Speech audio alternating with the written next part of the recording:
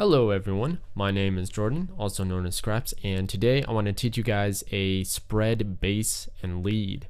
I couldn't really decide which one it would be, a bass or a lead, because it sounds a little bit funky in between.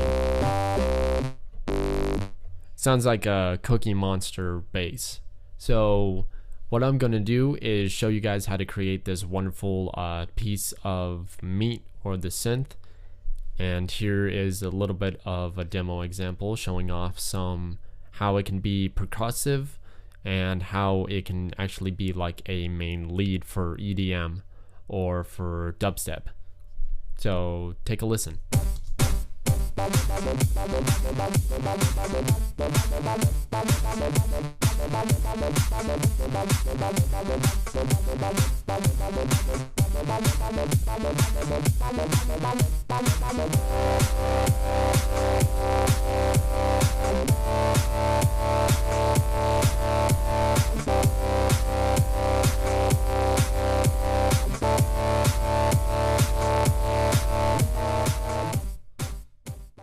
Alright, so the first thing that we're going to do when we load up an initialized combinator patch is inside that red box, I'm going to throw in a blank instance of Maelstrom.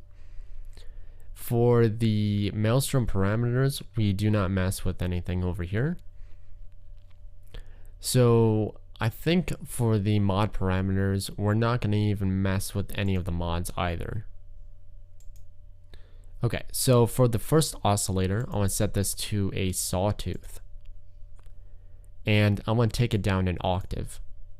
I'm going to throw up the decay all the way and the attack up just a bit, so about 35 there. Same thing with the release, so about 42 there. I'm going to route this to shaper and just basically leave the rest off. And that should do it for that synth. That oscillator. So for the second oscillator, I'm going to set it to a square, basic little square, and this time I'm going to take it down 2 octaves. And for the envelope, I don't think I messed with anything. Nope. Okay, so what we want to do is we want to turn on filter B. Filter B is already turned on, it's at the middle. That's great. For the shaper, it actually changes the sound quite a bit, so I'm going to show you how much amount we should use and the type of sound it will give us.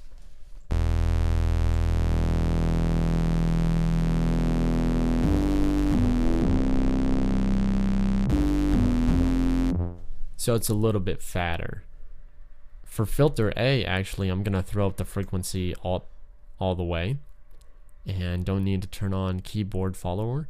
So that's basically the initialized synth.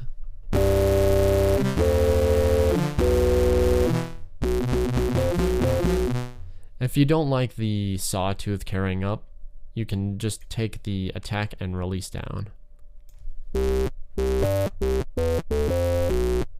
So that's basically a much nicer patch. To get it a little bit more crispy, I'm going to show you how to do that now. I've been using the digital vocoder. I'm just setting it to 4 bands and equalizer and just turning up this shift knob to give it a little bit more crispiness.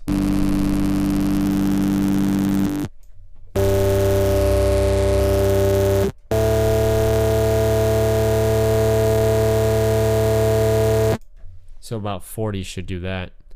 Next, if you want to basically just have your synth ready to go, you want to throw on a stereo imager and an M-class maximizer. I don't really try to use any of the saturation because the saturation built into the shaper is already pretty fantastic. So what I'm going to do for the stereo imager is throw up the wide and bring the crossover frequency to 263, and I'm going to throw up the wide again. For the high band and for the low band, we're going to turn up the wides.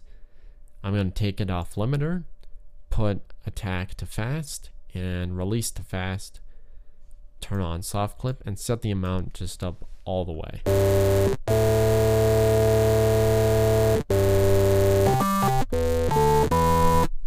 So there you go. It's kind of like a wonky type of bass lead. So I'll check you guys out in the next tutorial for another crazy synth. Peace.